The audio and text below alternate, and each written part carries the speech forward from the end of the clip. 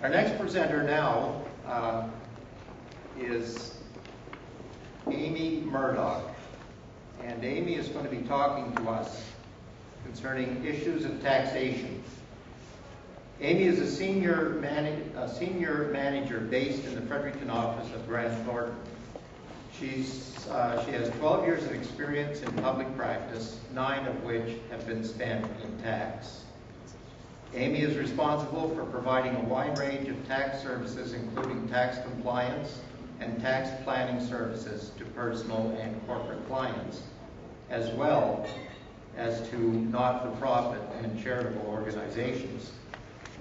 Amy is on the board of directors of the Fredericton Community Foundation and is actively involved in her church and her daughter's school. So Amy, welcome. Hello.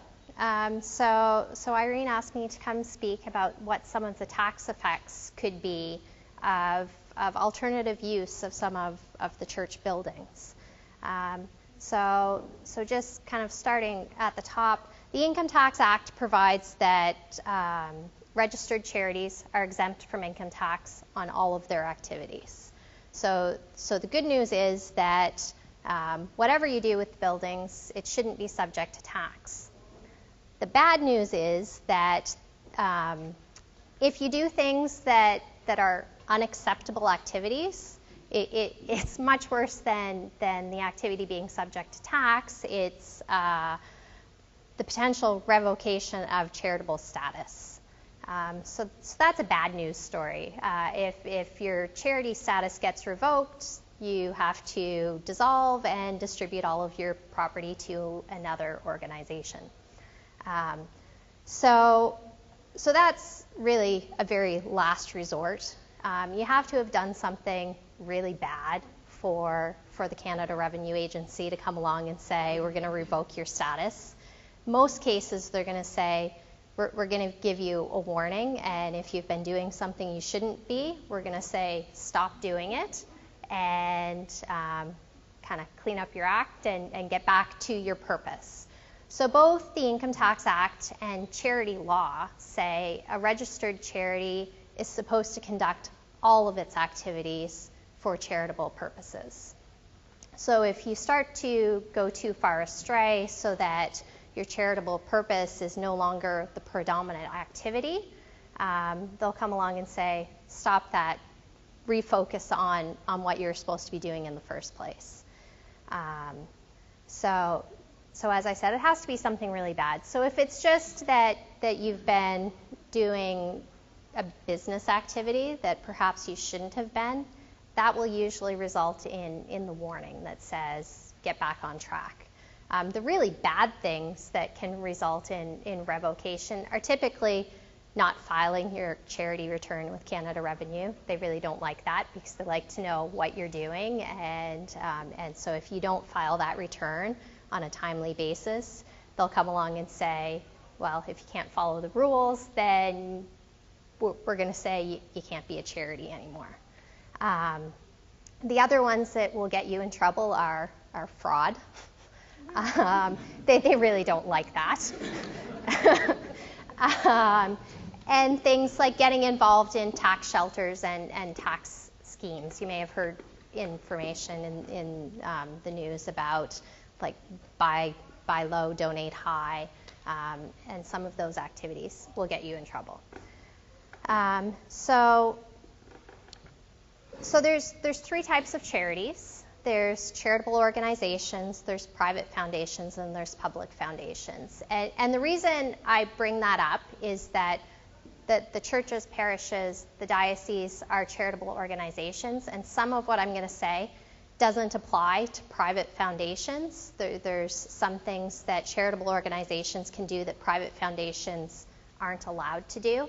So just in case anyone is also a part of a board for a private foundation, some of what we're going to talk about today you can't do if you're part of a private foundation. So church buildings, you've acquired them for use in your mission, and as long as they're being used as part of your core activities, there's no problem. So what happens if you start to use them for something else? Well, the Income Tax Act says that a charitable organization can conduct a related business,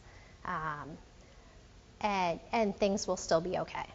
So what is a related business? What's an acceptable activity versus an unacceptable activity? And that kind of goes back to, what is a business to begin with? And a business is a commercial activity. So it's something that you're doing to earn a profit. If you're conducting an activity and there's no reasonable expectation of profit, then it's not a business, and that's fine. So if you're doing something with the idea to generate a profit, and even if you're going to use that profit in church activities, the use of the profit, that's not enough of a connection to say that it's a related business to the charity's main goals. It's really, what is the activity? And so there's examples of what's okay. What I'll start with is, if you've got your church properties and you're going to rent them out, in general, that would be considered an investment activity. That's using the charity's assets to the best, to their income earning potential. So at charity law says that the directors of the organization are responsible to use the assets of the organization so as to obtain the best return within the bounds of prudent investment principles. So as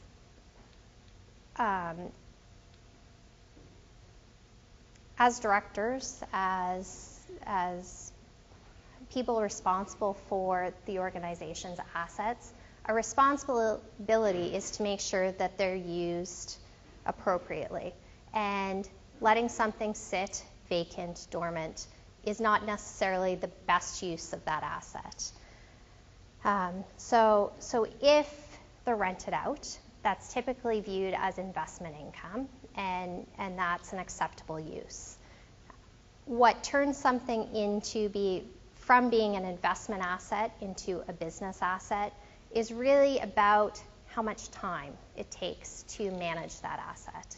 So if you have a church rectory and you rent it out to a family because the parish doesn't need it for its own purposes anymore, and the activity is to collect monthly rent and to make sure that the property doesn't fall into disrepair, so just regular overall maintenance of the building, that's perfectly acceptable. If you start turning it into more of a hoteling kind of business where you're doing housekeeping and providing meals and that type of thing, or you have so many rental properties that you're now conducting a rental business, then you could be falling into unacceptable activities. So some of the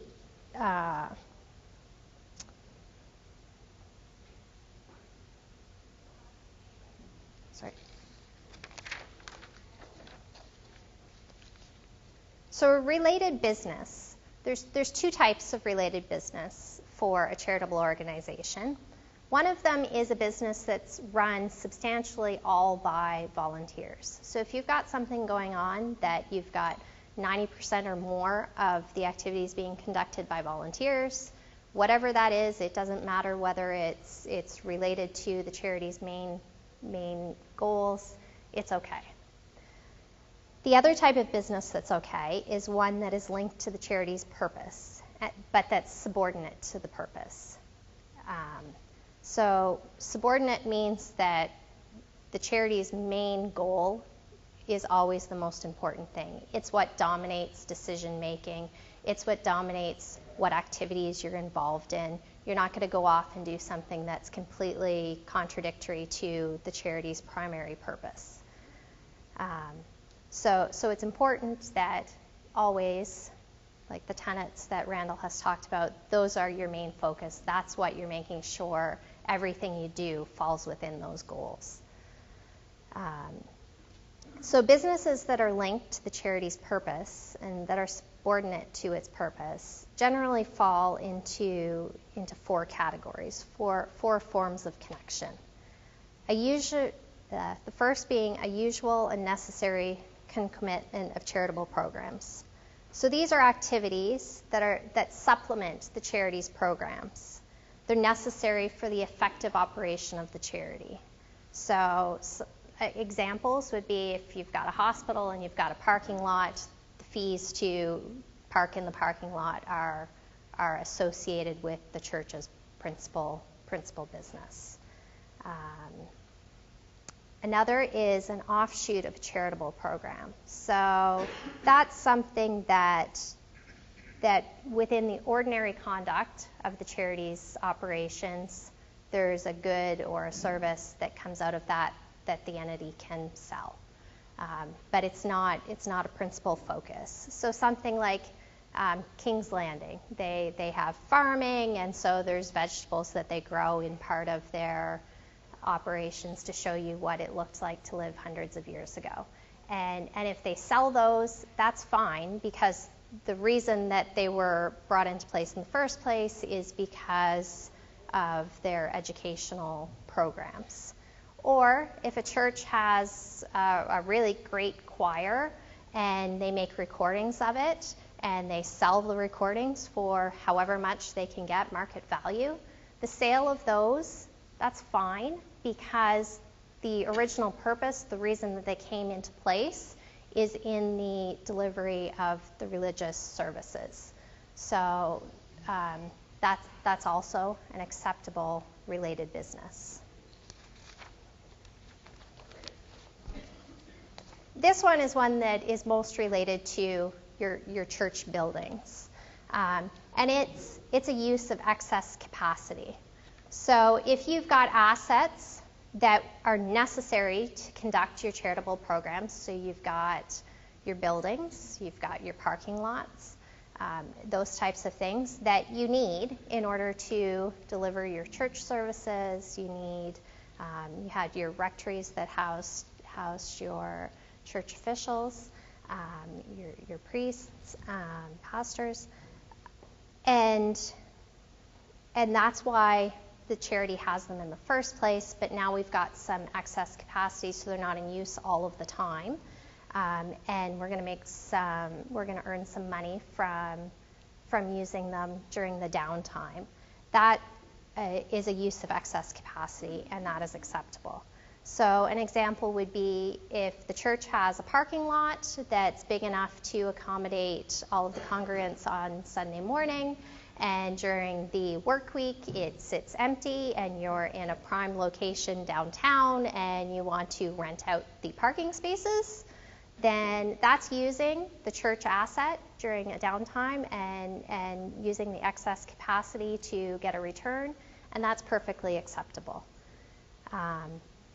So one of the things to be cautious of is to think about, is it during excess capacity, or is it something that used to be used by the church that is no longer required and will no longer, and is not expected to be used by the church again in the future?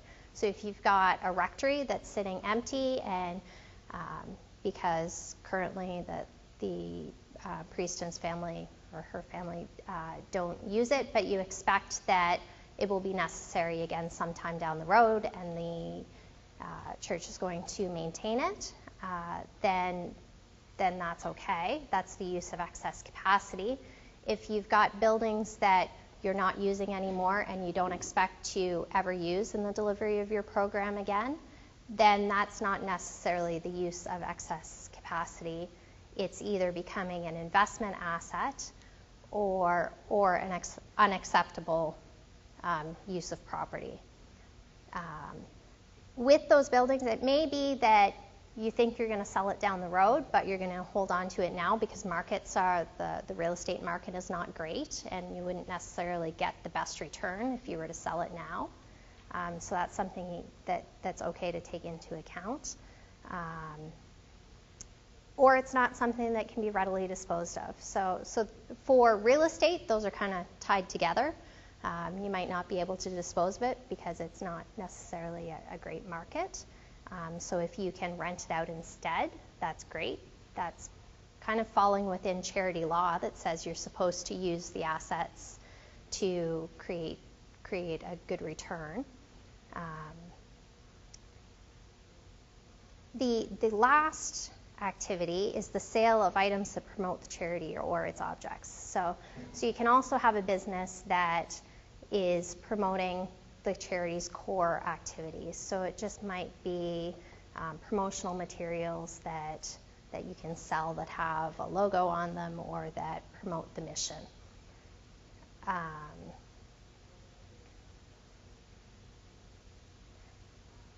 So if you're looking at something to see if you're doing enough of it for it to be a business, some of the criteria that you look at is how much of the organization's time does it take to manage that activity?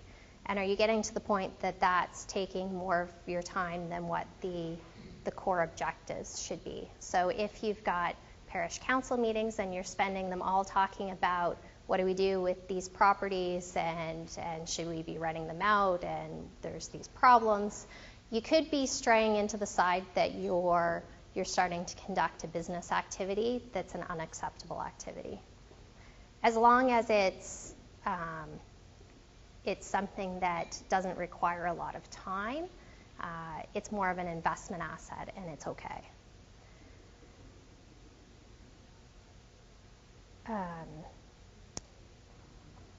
If you've got commercial activities that are requiring you to apply a lot of resources to them, so a lot of funds, you're looking at bottom line as opposed to the core objectives of the organizations. Again, you might be getting into some unacceptable activities.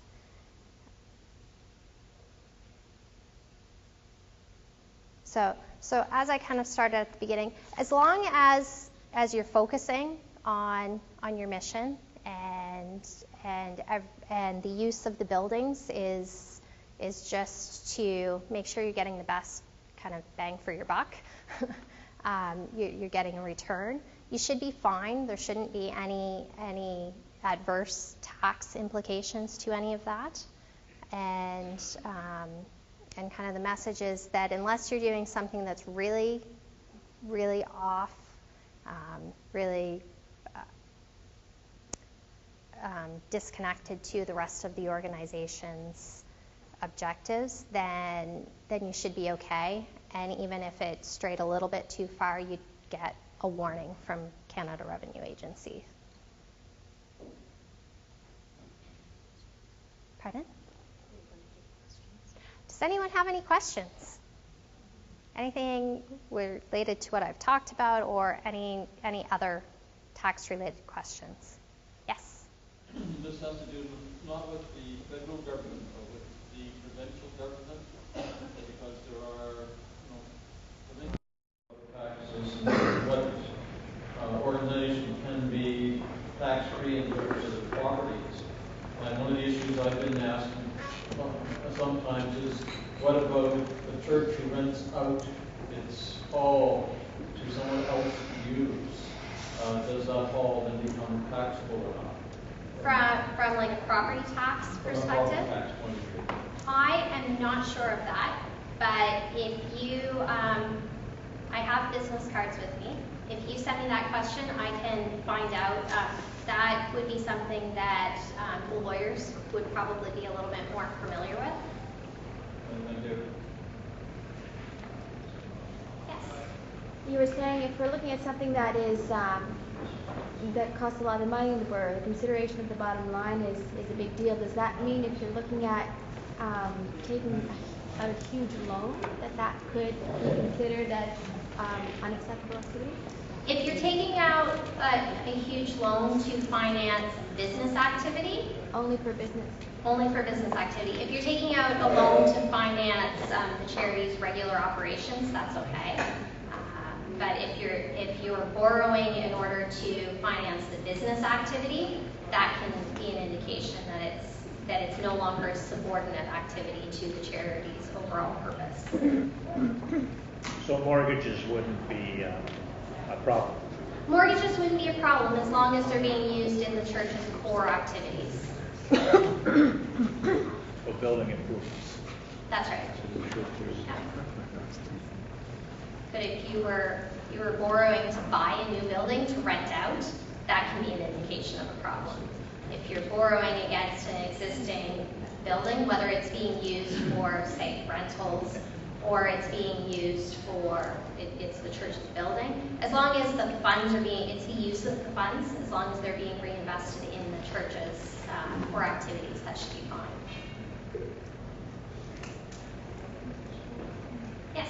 Amy, I'm just wondering, I recently found out that in Germany, part of the general taxation that takes place there goes to pay for the maintenance of some of the lovely old churches in the German society. Do you think that we're close to that in Canada?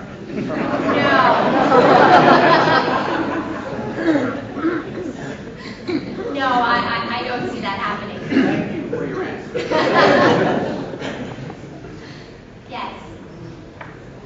Just not sure if it's your department or not, but for this area, but you mentioned a rental of church properties and so on. Now, my understanding, deficient as it may be, is that it's all right to receive a donation for the use of a parish room or a building, whatever the case may be, for a particular function. But if we're going to charge rent to other user groups, outside user groups, then we really need to charge rent to the inside user groups. Otherwise, the participants in those user groups are receiving a benefit from membership, which interferes with the income tax they receive at the end of the year for their charitable giving. Yes.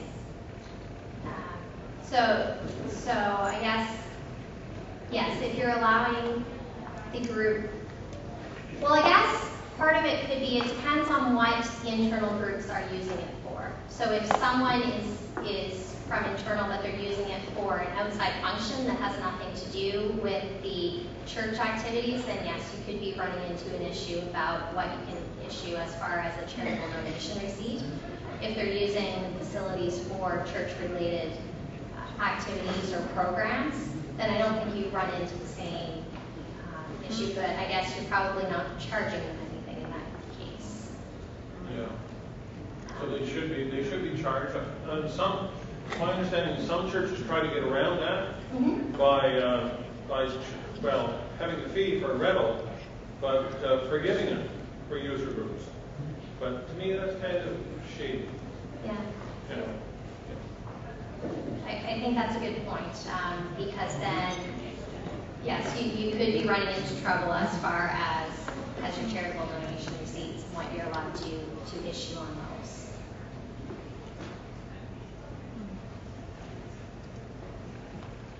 Any other questions?